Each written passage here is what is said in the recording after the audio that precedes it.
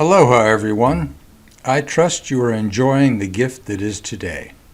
Welcome to Dr. P's Facets of Life series. This is pod number 13.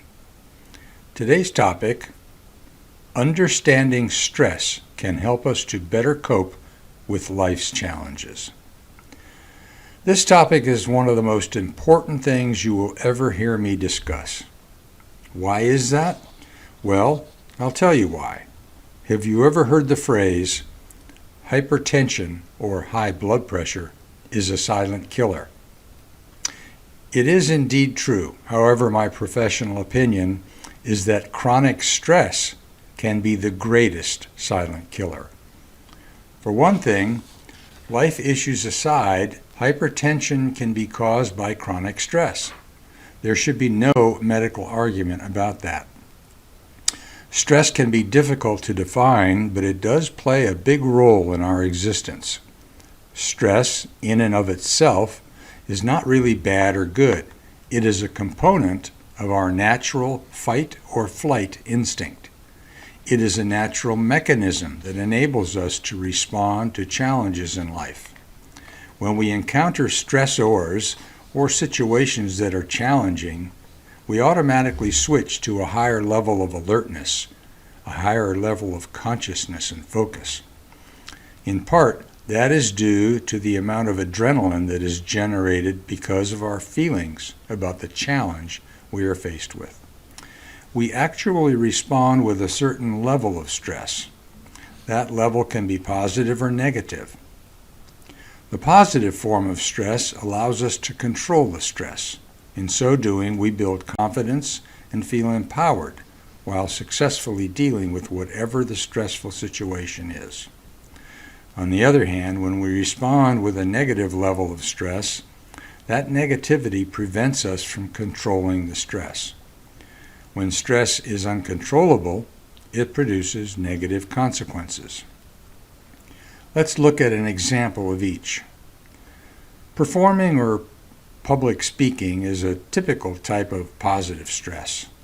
When anticipating a situation where one has to present to the public, there is usually anxiety or stress. However, the person who performs this task has usually done so before, perhaps many times.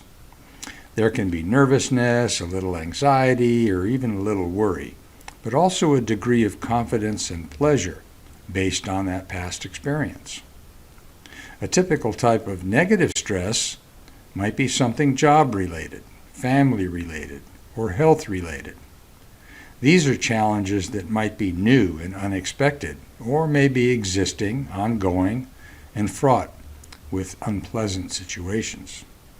These things, we'll call them stressors, might require skills that we may have very little experience at dealing with. I hope you can all understand and relate to the differences I've just tried to illustrate for you.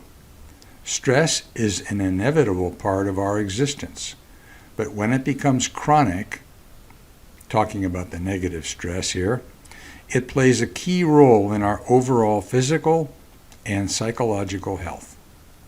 Chronic stress can cause physiological changes that can cause health problems. Many diseases are either caused by or made worse by stress. Things like cancer, heart disease, migraine headaches, ulcers, and back and spine problems can all be caused by or made worse by chronic stress. So how do we prevent stress from contributing to ill health? I suggest 3 things. Admittedly, these are all big things, but things that need to happen. Thing 1, you have heard me say before that the best form of medicine, which happens to be preventative, by the way, is diet, exercise, and rest. Ironically, all of these things get more difficult to control when there is chronic stress in our lives. Someone who is overstressed frequently overeats, undereats, or eats poorly. Someone who is overstressed seldom finds time or motivation to exercise regularly, and probably has less sleep as well. When we cheat ourselves in in any or all of these areas, we may be compromising our immune systems. Guess what else compromises our immune systems?